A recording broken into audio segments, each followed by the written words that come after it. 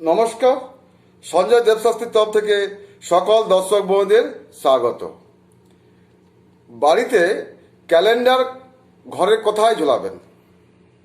Calendar আপনারা একটি calendar রাখেন ঘরের মধ্যে, সবার ঘরে একটি করে ক্যালেন্ডার অন্তত থাকবেই, এবং সেই ক্যালেন্ডার ঘরে কোথায় ঝোলাবেন সেই নিয়ে আজ এই ভিডিও।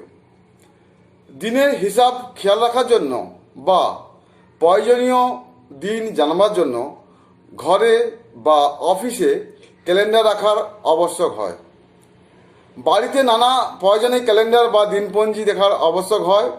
সেই কারণে ঘরের সুবিধা মতো জায়গায় ক্যালেন্ডার টাঙিয়ে বা সেঁটে রাখা হয়। আমার পরামর্শ হলো,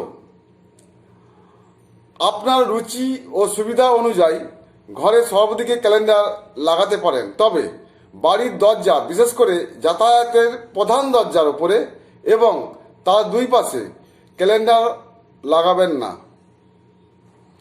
সরাসরি চোখের ওপরে এইভাবে দিনের হিসাব ঝুলিয়ে রাখা লোকের পরমায়ের পক্ষে অশুভ।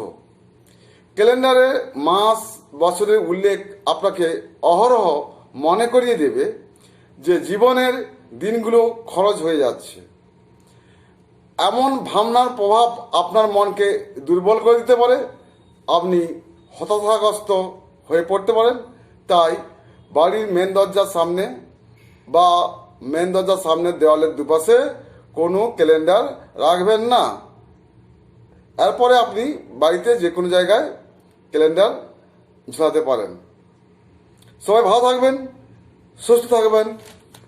নমস্কার।